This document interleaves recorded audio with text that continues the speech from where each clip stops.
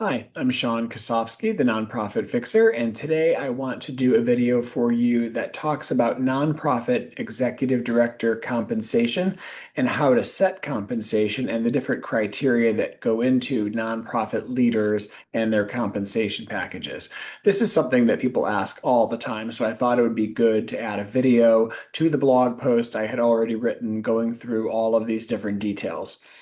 So, what factors are going to influence nonprofit executive director and executive compensation packages, including salary?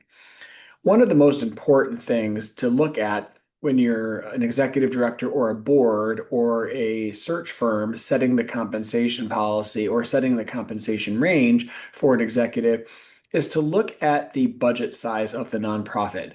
If you're a $500,000 nonprofit or a $5 million nonprofit, you are going to have different salary ranges for the exact same amount of work. So it is just a factor of our sector that the bigger the nonprofit, the bigger the responsibility, and the bigger the budget, the higher your compensation package is probably going to be. This is very similar to the private sector, also, not necessarily always tied to the same roles in the public sector and the government sector, but this is how this works. Another thing to think about when you're looking at executive director compensation is peer benchmarking. So the first thing you're going to look at is budget size. The larger the organization, the larger the compensation package because of the higher the stakes. But peer benchmarking is really critical too. And that means you look at other nonprofit organizations in your same geographic region and in your same sector. So if you are an arts organization in Detroit and you're at $500,000 budget, you would also look at other arts organizations around Detroit around a similar budget to see what their executive compensation packages are. That is just one of the things we do in this sector. Now, you don't have to hold to those levels, but it is a data point that most people are looking at when they're trying to decide these numbers. You wouldn't want to be an arts organization and look at a civil rights organization or a parks organization necessarily. You want to look at something pretty close to your own mission area.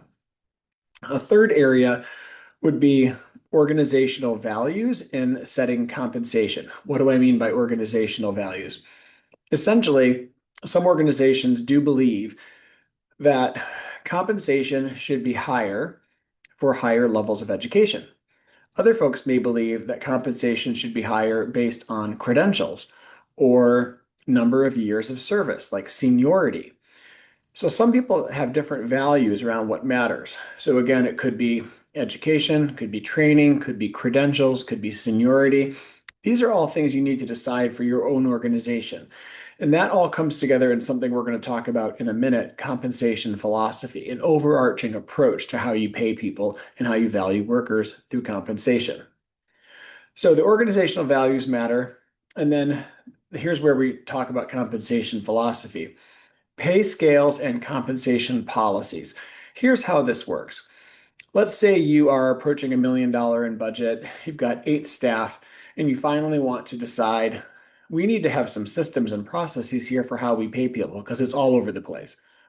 You might hire an HR professional or an HR expert to help you create a compensation philosophy. And that is this overarching way of saying we generally value this here more than we value this.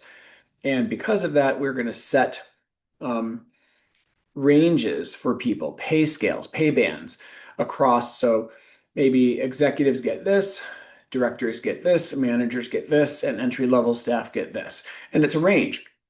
So if someone comes in and they're brand new, they're at the bottom of the range. After a few promotions and years, they're going to be at the top of that range, right? So your compensation philosophy is what happens first. And then you set your compensation policy and your pay scales based on research. So going back to those things I mentioned earlier, peer benchmarking, looking at your budget. This HR consultant would go out and say, here's what similar organizations in similar parts of the country are paying people. We think we should recommend pay bands that are around this, like 50,000 to 60,000 for a manager or whatever it is. And that is how you set compensation using a compensation policy or pay scale. The next thing to consider is previous executive director salary or previous executive salary. So if someone's coming into your organization as an executive director, you want to look at what they made at the last place that they were an executive director, if they were. If their last role was making 100K, you're definitely going to want to be at 100K or higher. This is the expectation. If your budget is smaller, or you have research to back up paying less, then you can do that. But in general, you want to look at the last salary because it will strongly determine whether the executive will settle for anything less or lower. Inflation is a real thing. Cost of living is a real thing. Most executives are going to want their next salary to be higher. So, in general, I would say asking the executive what they earned before is going to be an interesting data point. In some states, this might be illegal, so be careful. You might not want to ask what someone earned in their last role or in their last employer. So always talk to a lawyer, always talk to experts before doing that. Then you'll want to think about the person's next salary, right? Let's say, sorry, the next person's salary. So let's say you're bringing in a temporary executive director, maybe for a year, because you're planning on hiring a permanent executive director later. Maybe this is an interim, maybe it's a short-term hire. Or because you know something's going to happen in a year or two, or with the next ED in terms of salary. You know you're growing, you know something's happening. You're going to want to factor in and think about this from an equity perspective and a fairness perspective. You don't want to have a lopsided payment structure. So if you know someone's going to be making something different in 4 years, you will factor that in to what this new executive is going to be making in the next year. So you just want to be thinking about the whole picture as you're setting compensation. Then you also want to be thinking, you want to be thinking about diversity, equity, and inclusion considerations. So if all of your prior executive directors have been white men, and now someone's coming in who's a woman of color, and you decide to give them the exact same pay or less, that's going to look bad. It's also probably very likely discrimination.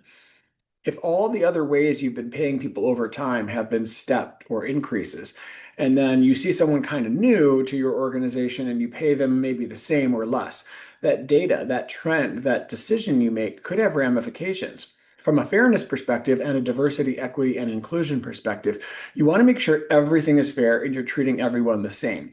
If you don't have data and you don't have research and you don't have someone with a lens looking at this, you can run afoul of your own values and policies and even the law. So be thinking about not just optics or the way it looks to be compensating people, but actual fairness, actual law, actual policy, and ask yourself what kind of message you want to send to the world about how you value people and how you pay them. For example, if everyone has been a man in a certain role before and you're bringing in a woman, or everyone has been white and now you're bringing in a person of color as the new CEO of your organization, be thinking about the next hire after that and the rationale behind the compensation policy, making sure that everything is legitimate. A lot of organizations aren't paying attention to this at all, and they accidentally or deliberately really step in it by making a mistake or by treating someone unfairly or poorly or discriminatorily or just not paying them at the rate that they need to be paid. This can result in litigation. This can result in embarrassment for everyone. So you really want to be thinking about DEI considerations also because they do matter. Then, if you are recruiting someone to the role, if you're going out into the world and finding someone to be your executive, you might need to pay them more than if they were looking for the job.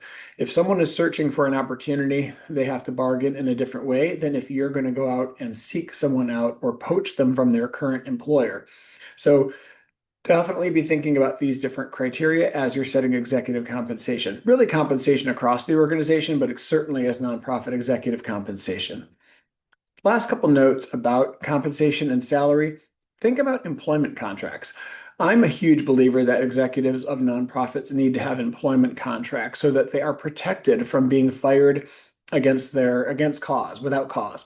So you might be at will in your state, but you can get a contract that basically says, I'm not just at will. We both can leave at any time, but there are consequences if you just get rid of me for no reason, right? So you want to have like an employment contract that gives the executive of the organization protections that if they're dedicating their life to service and to this organization and pulling themselves off the market, that they have some basic sense that they are not going to be fired for no reason. and that they're not truly only at will. You want them to have the protections that they are only going to be fired for cause, which generally means misconduct. I'm a huge believer in this. I have courses on this. I have webinars on this. I have blog posts and other videos on this. So message me if you have any questions about employment contracts, because I think they are vital. I think they help everyone, the organization and the executive. Lastly, who sets the compensation, the board or the executive? Of course, it's the board. The executive is helping to negotiate, but the board is setting the compensation and approving it after it's been negotiated. So those are the tips I have for you about nonprofit executive compensation and how it works, the different factors that are included. You can see all this. If you're looking at this on my blog, you can see it up above. But if you're only seeing this on YouTube, head over to my blog and read more about this so you can get more details. Thank you so much.